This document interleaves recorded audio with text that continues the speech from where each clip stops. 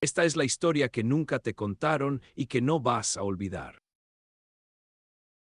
El pequeño frasco de cristal azul cobalto reposaba sobre el terciopelo oscuro como una joya maldita. Tenía apenas el tamaño de un dedal de boticario, pero emitía un resplandor verdoso que parecía respirar en la penumbra del salón Art Deco. La etiqueta, impresa en letras doradas sobre papel color hueso, anunciaba con arrogancia su contenido: Raditor. Agua destilada triple con un microgramo de radio 226 y otro microgramo de radio 228. Lo vendían como luz solar líquida embotellada, un remedio milagroso para la impotencia, la artritis y la debilidad mental.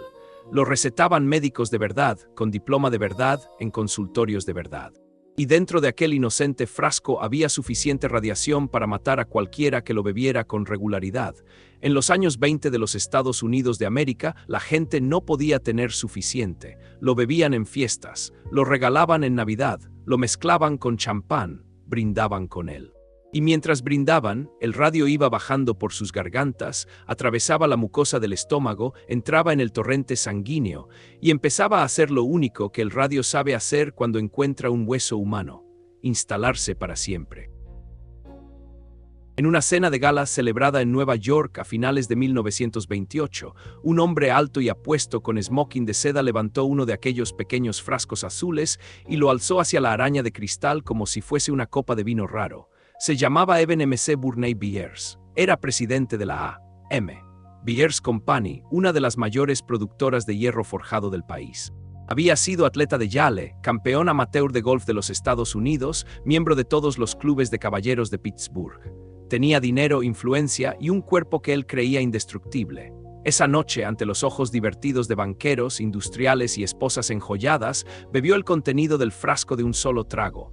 Brindó por la salud, por la vitalidad, por el progreso americano. Y les aseguró con una sonrisa radiante que desde que tomaba Raditor se sentía un hombre nuevo. Durante los 3 años siguientes, Eben Beers se bebería algo más de 1.400 frascos de agua radiactiva.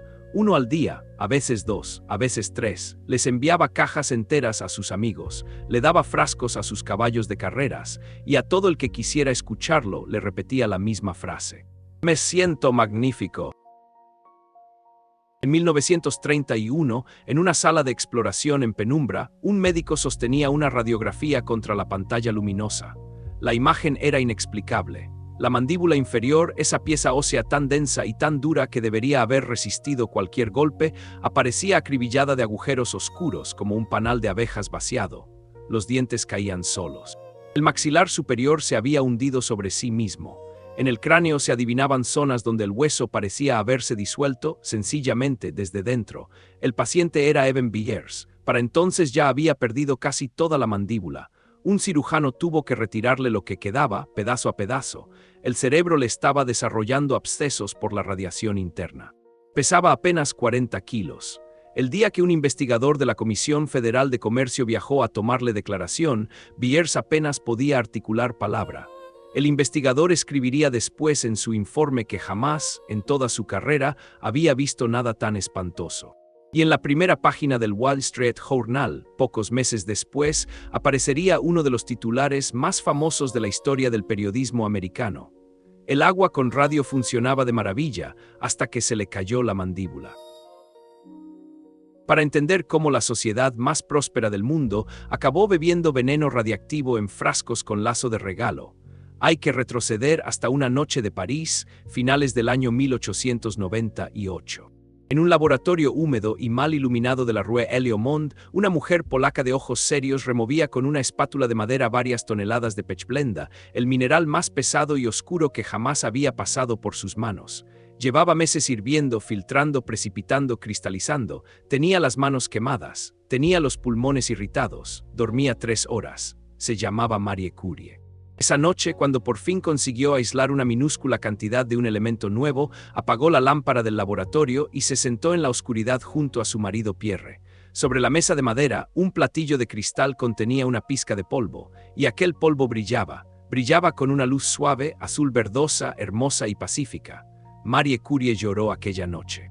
Lo llamó radio, del latín radius, rayo, parecía tener energía infinita, brillaba en la oscuridad, quemaba la piel al contacto, irradiaba calor sin combustible. Era literalmente un trozo de estrella en la mano de una mujer, y el mundo entero se volvió loco por él. Marie Curie llevaba pequeños frascos de sales de radio en los bolsillos del abrigo.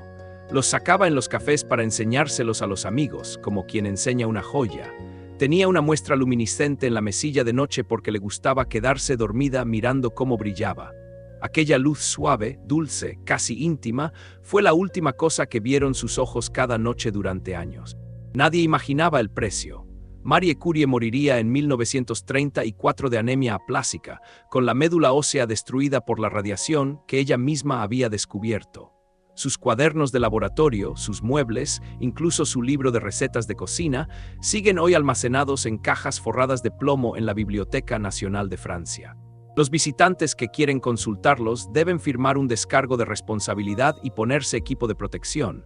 Los cuadernos de Marie Curie siguen siendo radiactivos, seguirán siéndolo durante más de 1500 años. La mujer que descubrió el radio se convirtió, sin quererlo, en uno de sus monumentos permanentes, pero en 1898 nadie sabía nada de eso. Solo se sabía que el radio era luz, y la luz en aquella época significaba progreso. En menos de una década, el radio se convirtió en el ingrediente mágico de la edad moderna. Entraba en la pasta de dientes y prometía dientes más blancos. Entraba en las cremas faciales y prometía una piel juvenil y luminosa. Entraba en supositorios y prometía vigor masculino. Entraba en tabletas de chocolate, en mantequilla, en pan, en leche. En los Estados Unidos, en Inglaterra, en Francia, en Alemania, se vendían termas cuyas aguas burbujeaban literalmente con radón. Se abrieron balnearios exclusivos donde los ricos se sumergían en piscinas de aguas radiactivas, respiraban aire radiactivo en cámaras de inhalación y bebían chorros de manantiales radiactivos como si fueran champán. Los llamaban Radium Springs, manantiales de radio. Había uno en Arkansas, otro en Nuevo México, otro en la Toscana italiana. Médicos de verdad con bata blanca y consultorios en avenidas caras recetaban estas aguas para el asma, el reumatismo, la impotencia, la melancolía, la anemia y la debilidad general. Los carteles publicitarios mostraban a señoras de sombrero flotando plácidamente en piscinas fosforescentes. Era la cocaína de la era progresista. Glamuroso, científicamente respaldado y catastróficamente peligroso. Y nadie, absolutamente nadie, preguntaba qué pasaba cuando el radio entraba en el cuerpo humano y se quedaba allí para siempre. En 1925 apareció en escena el hombre que convertiría aquella locura colectiva en un producto de masas. Se llamaba William John Aloysius Bailey. Vestía trajes de 3 piezas, fumaba puros gruesos y tenía una mirada que inspiraba confianza. Aseguraba ser doctor en medicina por la Universidad de Harvard. No lo era. Había abandonado Harvard tras un año de estudios sin terminar nada. Pero Bailey tenía el único don que de verdad importa en una estafa. Era un vendedor brillante. Alquiló un laboratorio modesto en East Orange, Nueva Jersey, bautizó su empresa Bailey Radium Laboratories y sacó al mercado su producto estrella, Raditor. Agua destilada 3 veces, con exactamente 1 microgramo de radio 226 y otro microgramo de radio 228 por frasco. No era un fraude en el sentido habitual. El Raditor contenía, de verdad, exactamente lo que prometía. Contenía radio. Ese era precisamente el problema. Lo vendía como cura para más de 150 enfermedades: diabetes, neurastenia, impotencia, insuficiencia mental, presión arterial alta y baja a la vez, dolor menstrual, estreñimiento, artritis y la nebulosa llamada fatiga masculina. Cada frasco le costaba cerca de $1 producirlo. Lo vendía a $1 y a cada médico que lo recetara le pagaba una comisión del 17%. En una nave industrial improvisada de Nueva Jersey, una línea de producción modesta pero eficiente llenaba frascos día y noche. Obreras con delantal manipulaban grandes garrafones de cristal donde la solución de radio se mantenía a temperatura estable. Cada media onza de líquido se vertía con pipeta en frascos azules, se tapaba, se etiquetaba, se empaquetaba en cajas de cartón. En 1927, Bailey ya enviaba cientos de miles de frascos al año. Raditor se vendía en droguerías, en farmacias de hotel, en consultorios médicos, por correo, en grandes almacenes. Un pedido típico era de 30 frascos, uno diario durante un mes. Los clientes escribían cartas de gratitud que Bailey publicaba íntegras en sus folletos promocionales. Se sentía rejuvenecido. Se sentía más fuerte. Se sentía capaz de trabajar como no lo había hecho en años. Algunos se sentían, incluso, capaces de cosas que no habían hecho en décadas, aunque estas cartas se publicaban con iniciales solamente por pudor. Bailey compró una mansión, compró coches, contrató un médico jefe que prestara respetabilidad al catálogo. El negocio iba espléndidamente.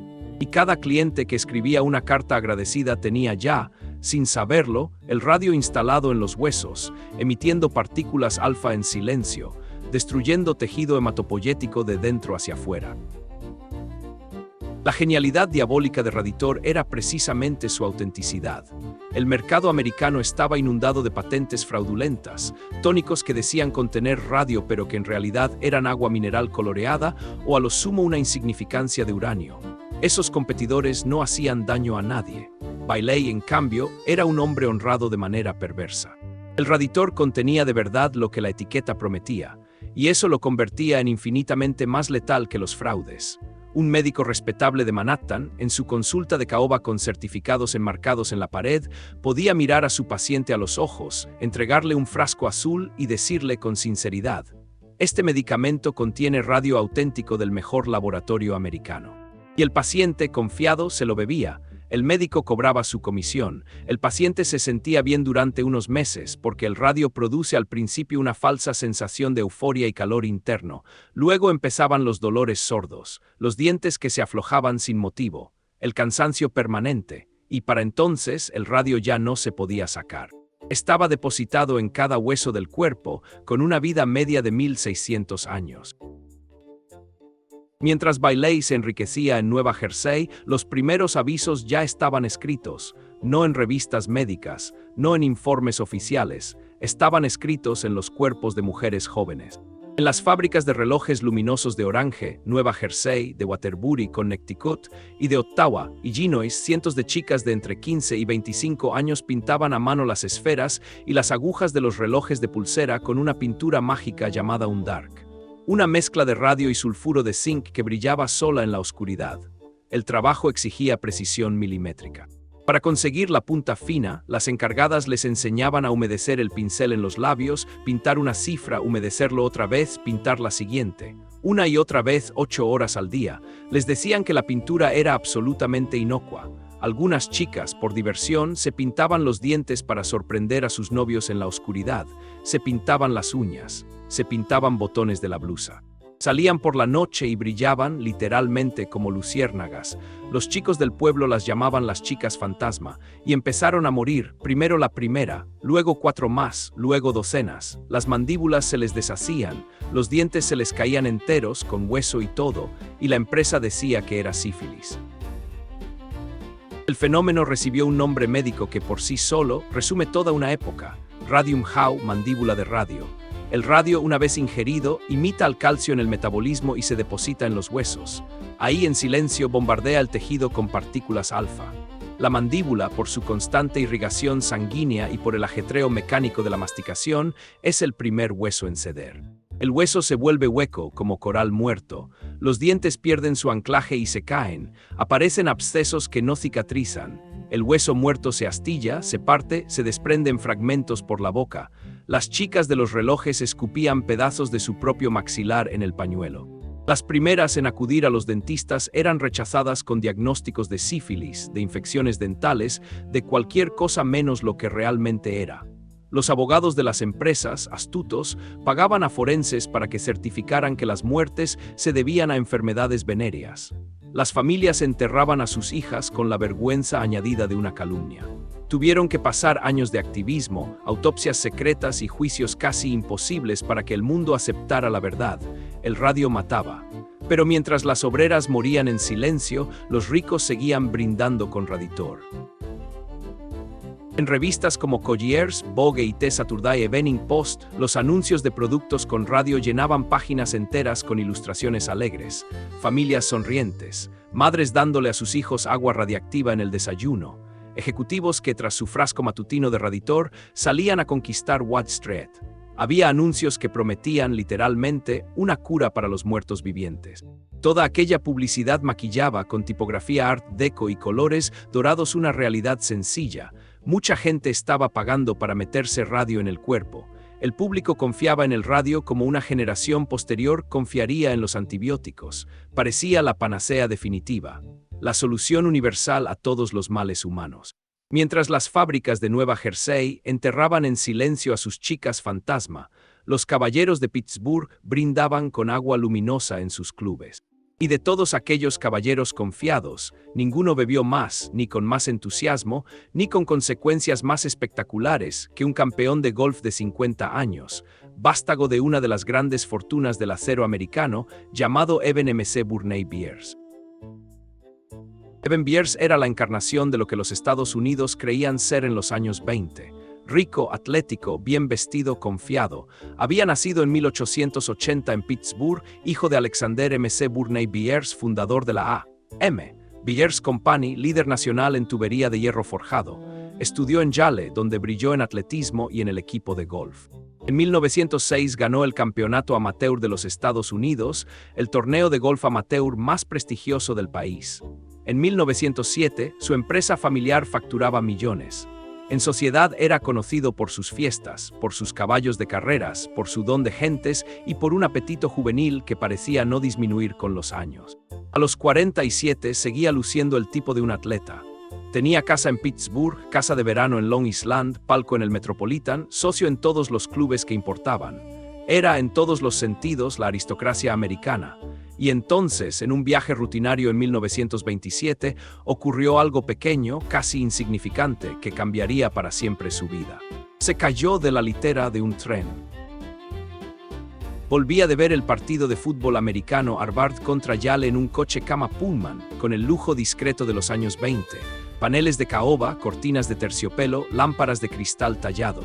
Durante la noche, al revolverse en la litera superior, Eben Beers cayó de repente y se estrelló contra el suelo del compartimento. Se rompió el brazo. Una caída tonta, el tipo de cosa que le pasa a cualquiera y que habitualmente se olvida en unas semanas, pero el brazo no acababa de curarse. Le seguía doliendo meses después. Dolor sordo, persistente, insoportable por las noches. Un médico de cabecera de Pittsburgh le recomendó ver a un especialista. El especialista le recetó Raditor. Le explicó que era agua destilada con radio, un tónico moderno, estrictamente científico, que estimulaba la regeneración ósea y el sistema nervioso. Beers, industrial de hierro y acero, se tomó muy en serio la recomendación, pidió un envío por correo, empezó con un frasco al día. A los pocos meses declaraba sentirse espléndidamente, más energético, más fuerte, más joven. Enviaba cajas a sus amigos y les decía que probaran. Enviaba cajas a sus caballos de carreras. Cuando se le acababa la reserva, pedía más y más y más. Se bebió durante 3 años alrededor de 1.400 frascos de agua radiactiva. La dosis total de radio que ingirió era varias veces la letal. A finales de 1930, los primeros síntomas empezaron a manifestarse. Beers perdió peso. Le dolía la cabeza de manera constante. Notaba los huesos doloridos, un dolor profundo que los analgésicos comunes no aliviaban. Los dientes se le aflojaban sin motivo aparente y uno por uno iban cayendo en la almohada por las noches. El médico que le había recetado Raditor, alarmado, le indicó que dejara de tomarlo de inmediato, pero ya era demasiado tarde. El radio estaba instalado en cada uno de los huesos de su cuerpo, desde la mandíbula hasta las falanges. El daño era irreversible porque el radio no se elimina, se queda y sigue emitiendo. En el verano de 1931, Beers acudió al Dr. Joseph Steiner, un especialista de Nueva York. El informe clínico de Steiner, archivado hoy en los fondos del Hospital Lutheran, es uno de los documentos médicos más inquietantes del siglo XX. Todo el maxilar superior y casi todo el maxilar inferior estaban destruidos. El tejido circundante estaba severamente infectado. Los huesos literalmente se estaban desmoronando. Los abscesos cerebrales habían comenzado. La imagen de aquel hombre, antaño campeón de golf, ahora esquelético, con la cara vendada, apenas capaz de articular palabra, es la imagen exacta de lo que ocurre cuando un país entero se bebe su propio progreso. A principios de 1932, Beers estaba postrado en una habitación oscura de su mansión de Nueva York. Ya le habían amputado casi por completo la mandíbula inferior. La cara, reconstruida de forma muy precaria, apenas se reconocía en las fotografías recientes. Pesaba 42 kilos. Un hombre que medía 1,85 m. Una enfermera lo atendía día y noche. Las sábanas eran de seda, los cortinajes de damasco. El jarrón de la cómoda siempre estaba lleno de rosas frescas, porque sus parientes intentaban ocultar con perfume floral el olor intenso de las infecciones óseas. Cuando un investigador de la Comisión Federal de Comercio, Robert Wynn, viajó desde Washington a tomarle declaración para el caso contra Bailey Radium Laboratories, lo recibió en aquella habitación. Wynn escribiría después en su informe: «Nunca en toda mi vida profesional había visto nada tan horrible. El hombre intentaba hablar, no podía. Los huesos de la cara se movían bajo la piel cuando trataba de articular. Tenía un cuaderno y un lápiz al lado de la cama. Así respondía con letra temblorosa a las preguntas. Si bebía Raditor, si cada día, si le habían dicho que era seguro, si era médico quien se lo había recetado». La declaración completa, transcrita a mano, ocupa 34 páginas. Ninguna de ellas es posible leerla sin apartar la vista. Eben Byers murió el 1 de abril de 1932, con 51 años. La autopsia confirmó lo que ya se sabía. El cráneo estaba perforado de abscesos. La mandíbula había desaparecido casi por completo. Los riñones estaban destruidos. Los huesos largos de brazos y piernas, tan frágiles como tiza. Cada gramo de su esqueleto seguía emitiendo partículas alfa a un ritmo alarmante. Fue enterrado en un ataúd forrado de plomo, en el cementerio de Allegheny en Pittsburgh. Porque incluso muerto, incluso en proceso de descomposición, Eben Byers resultaba demasiado radiactivo para un entierro común. Las autoridades sanitarias prohibieron el entierro estándar por considerarlo un riesgo para los futuros trabajadores del cementerio y para las aguas subterráneas. Fue muy probablemente el primer hombre en la historia de los Estados Unidos enterrado dentro de una caja de plomo por motivos de protección radiológica. El Wall Street Journal publicó, pocas semanas después, su legendario titular: «El agua con radio funcionaba de maravilla hasta que se le cayó la mandíbula». Aquel titular, aparentemente frívolo, era en realidad el obituario más exacto que se había escrito nunca sobre una época entera.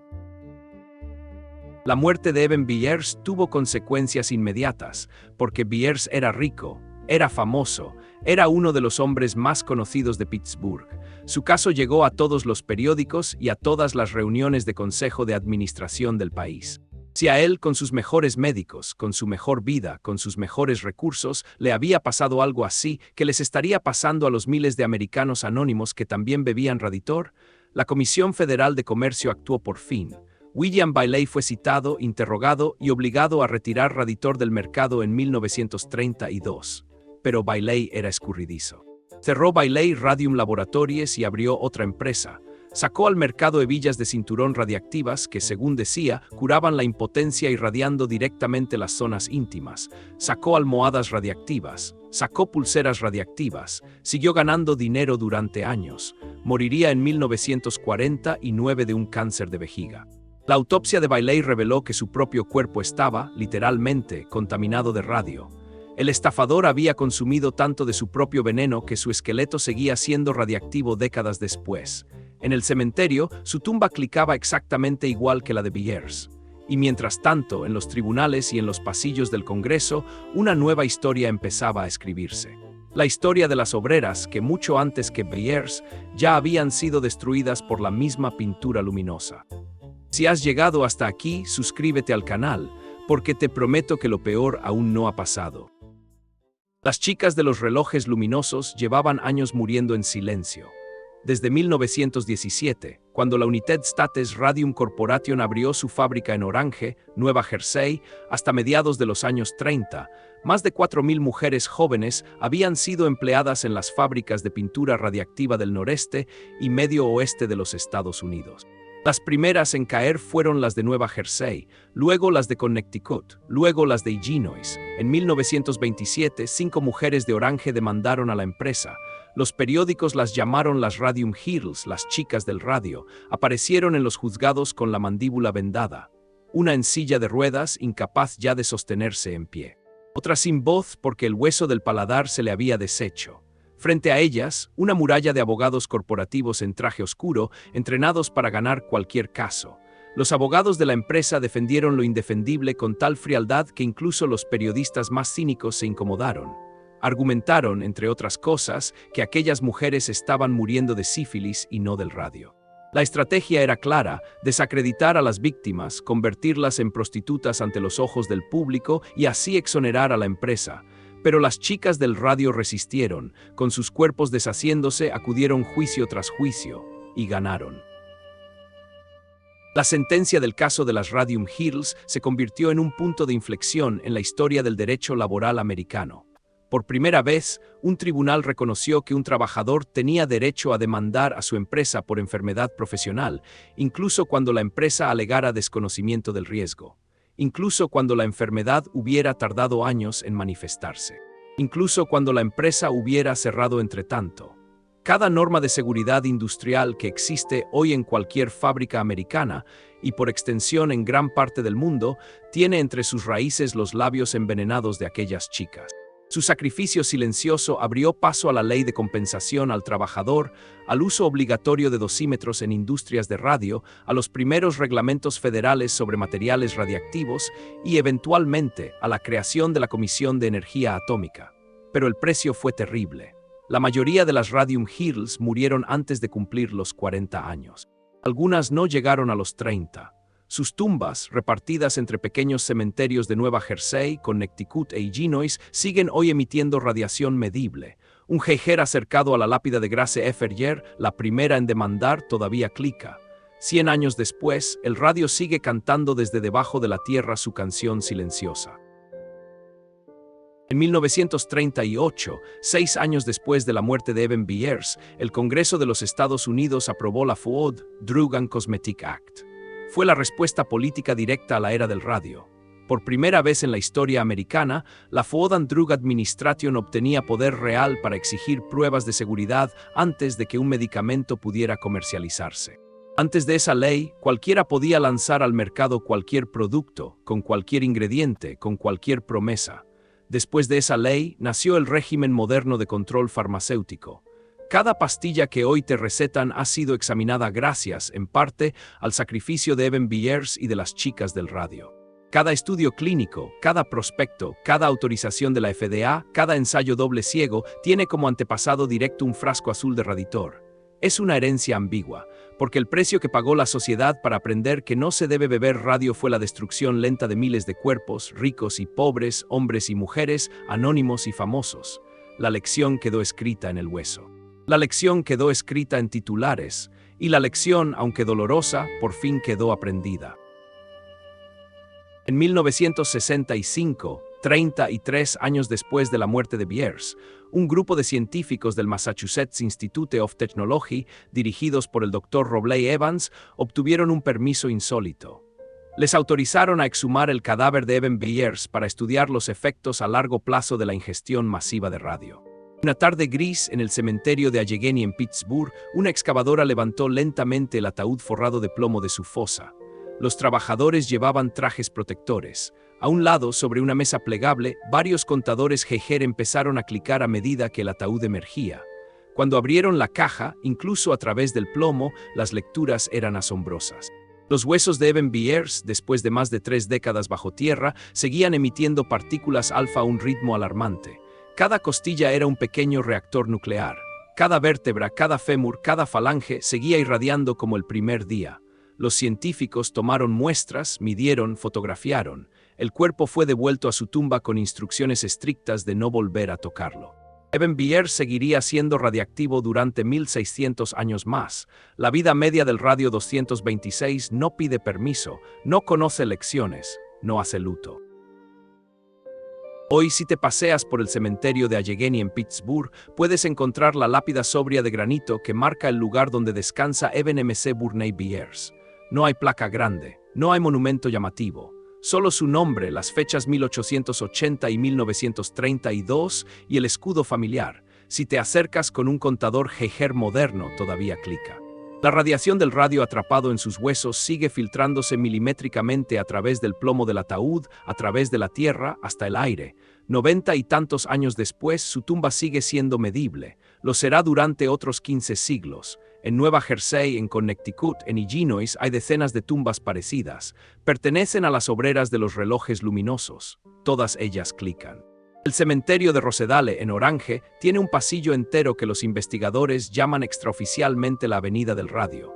Si pudieras oír con oídos físicos lo que esas tumbas emiten, escucharías un susurro continuo, un chisporroteo de baja intensidad que no se detiene jamás. Son los muertos americanos de una era entera, hablándole al futuro en el idioma del que no pueden librarse. El idioma del radio. Se calcula que en los años 20 y 30 los Estados Unidos consumieron cerca de 400.000 frascos solo de Raditor. A eso hay que sumar millones de productos radiactivos comerciales. Cremas, pastas de dientes, chocolatinas, supositorios, suspensorios radiactivos para la impotencia, almohadas radiactivas para el insomnio, collares radiactivos para la fatiga, condones radiactivos que alguien tuvo la idea genial de patentar. En alguna buhardilla de Kansas, en alguna casa de Nueva Inglaterra, en alguna cajonera de California, todavía hoy sobreviven cerca de 500.000 de relojes antiguos con esferas pintadas con radio original. Siguen brillando en la oscuridad cuando abres un cajón. El radio no sabe que aprendimos la lección. El radio no se entera. Sigue irradiando paciente como la geología, indiferente como la física.